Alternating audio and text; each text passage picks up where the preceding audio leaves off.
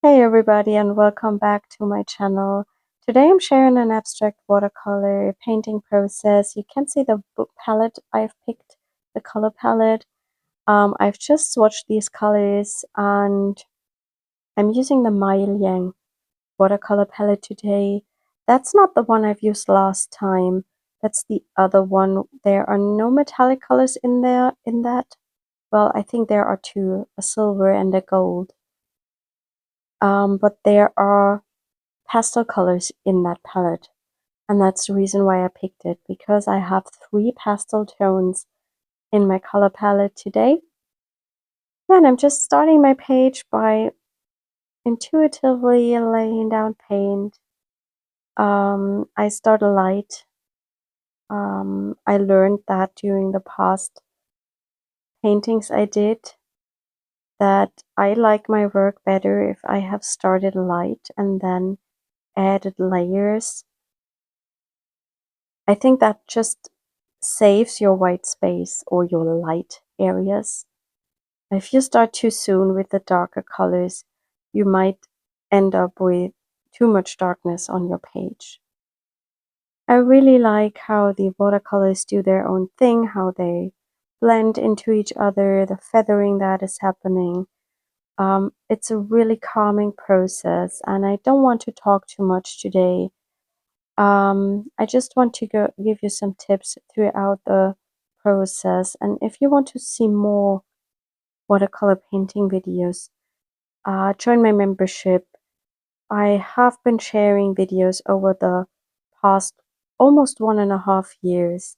Every other Saturday there is a new mixed media video up. It's usually what I am up to in the studio. I'm just doing that stuff. At the moment and for the past maybe 2 to 3 months, I've been working a lot with watercolor. I did that years ago, and I don't know why, but I stopped working abstract with watercolor for no reason, just I didn't think about it. I did a lot of sketchbook work, collage work, and art journal stuff, but I forgot about the watercolors almost. And then I did a video, it was a bonus video for my members, flipping through a drawer of paintings, and I just want to get them sorted out. And there was this stack of abstract watercolor paintings, these kind of intuitive abstract botanical landscapes, I would say. And I remembered how much I enjoyed doing them. And I also recognized how I much enjoy looking at them. And that inspired me so much that the same day, I started painting more of these. And I'm into that now. I do it a lot. Maybe not daily, but I would say almost daily. I paint. I do not finish the painting in one day. Sometimes I work on a painting over 3 or 4 days.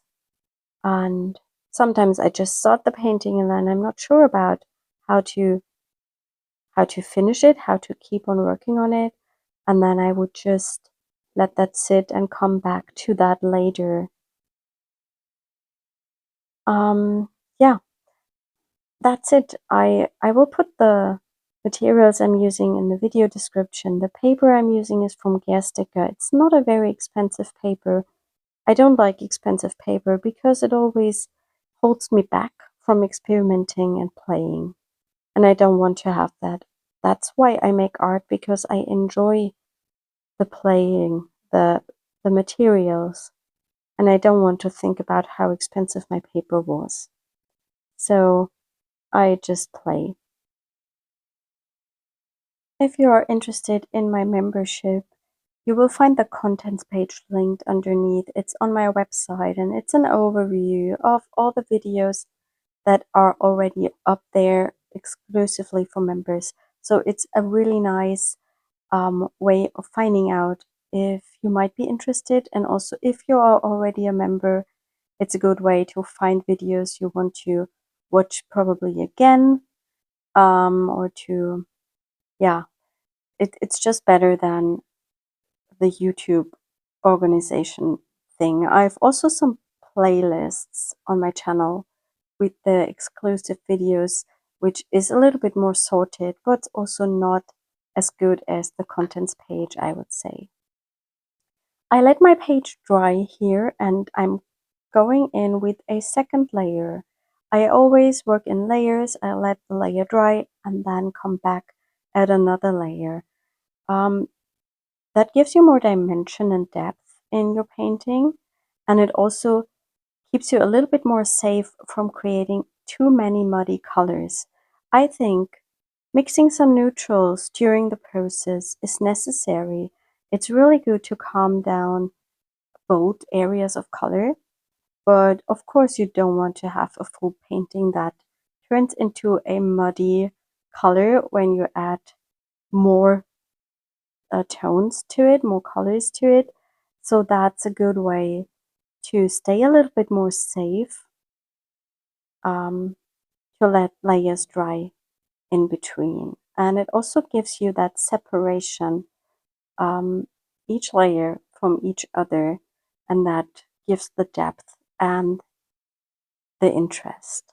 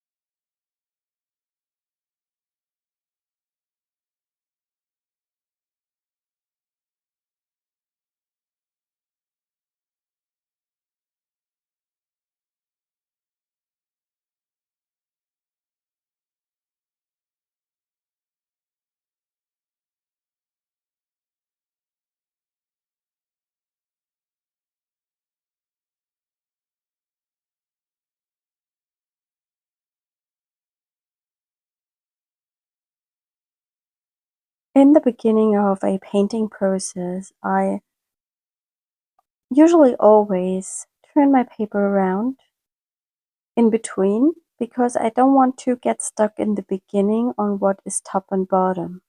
I really like to make that decision towards the end or later in the process because that keeps me loose, and it also keeps the painting more loose and not as stiff. And yeah, that's something I really like using as in my way of working, to just not fix myself on the upside and downside. And that's why I really prefer using loose sheets of paper or paper pad to paint in this way, because when I'm doing that in my journal or my sketchbook, I don't like to turn the page around. I don't like to have a page in there that is upside down. I don't know why, but I just don't like that. So I prefer um, paper instead of a journal for this way of working.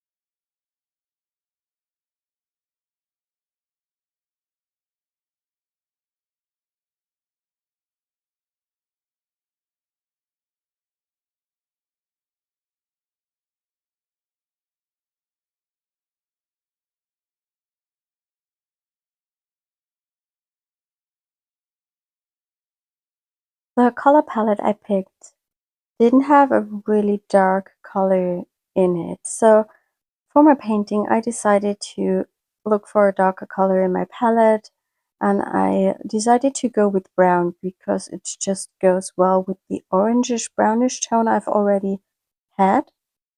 And I used that as a dark color. I felt it definitely needed something contrasting in this painting that brings in that interest that I was missing at this stage. And I'm going with a dark brown color, and I'm just putting that in there, playful, loose, without too much thinking.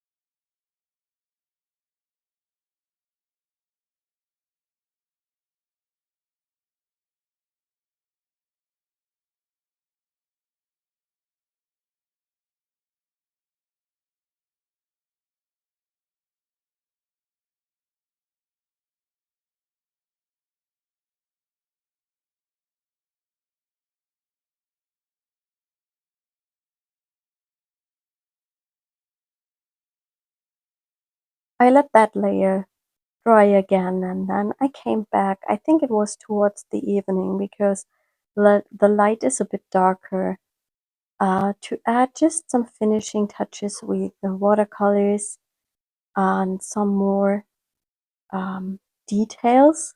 And there I switched to that smaller brush, making some tinier marks with the dark brown, and I'm adding in a little bit of the other colors here and there.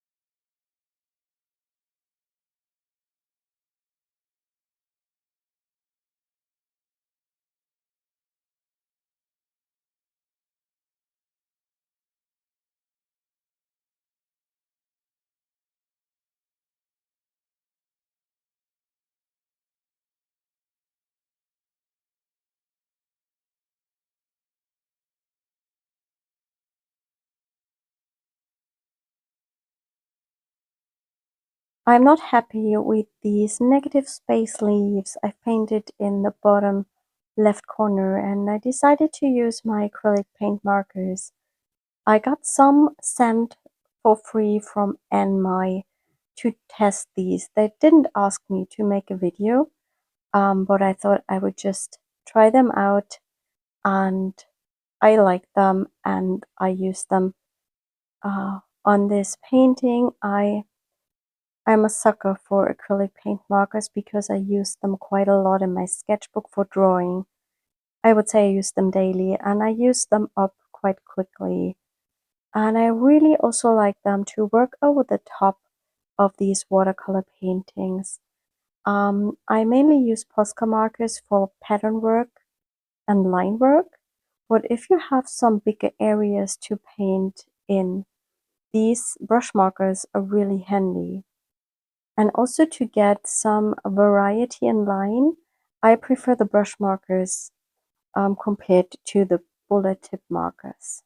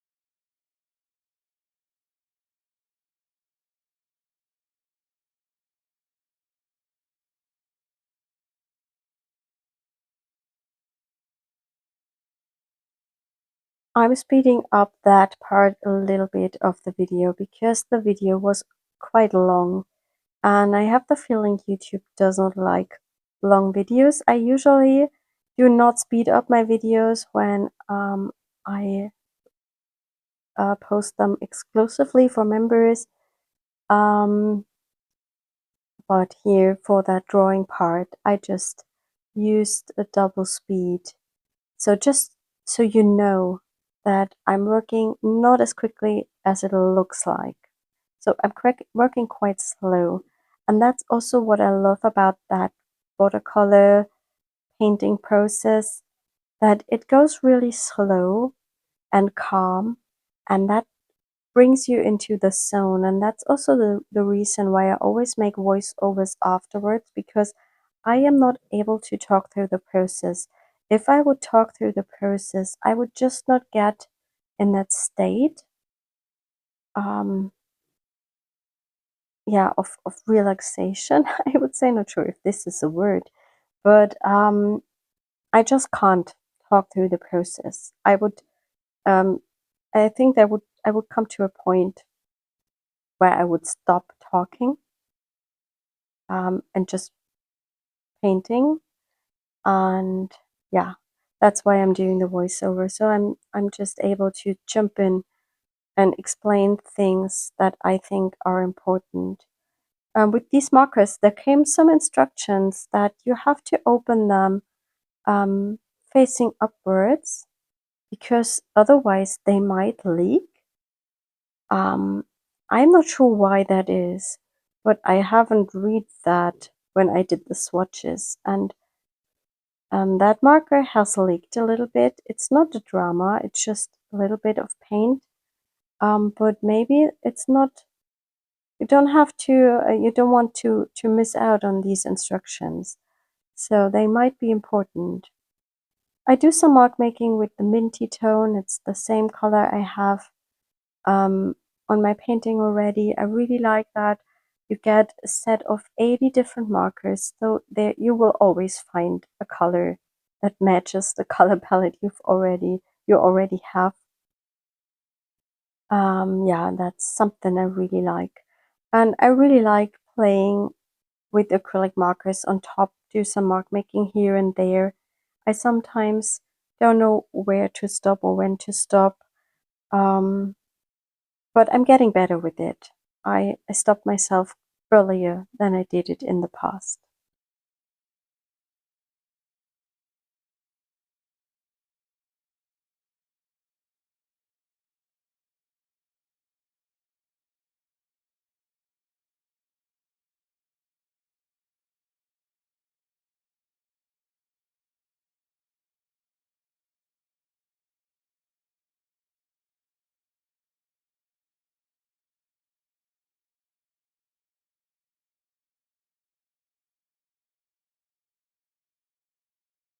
For a focal image, I picked quite an old marker from Arrtx, which has a brush tip on one end and a bullet tip on the other. I'm not sure if these are still available. I wanted to use a thin Posca liner, but I didn't have one in a dark brown color, so I found this Arrtx marker, and I'm happy I found it because it's quite nice for drawing. It's not too thick and it has the perfect color. I'm going to color in that botanical image with the ENMY or ENMY markers.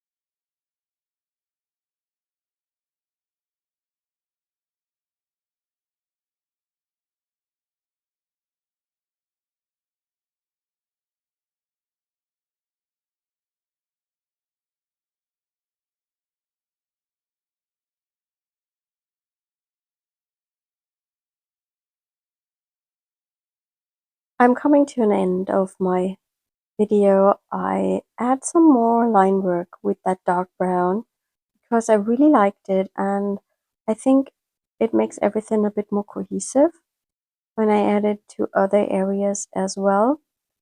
And I'm also covering up some marks I did with the brown Posca marker. I just made these marks to test out how the brown would look on the paper, but then I didn't like it and searched for the Arrtx marker. Yeah, and I hope you enjoyed that painting process. If you want to see more videos like that, have a look at my monthly membership. It's in the Mixed Media Play tier.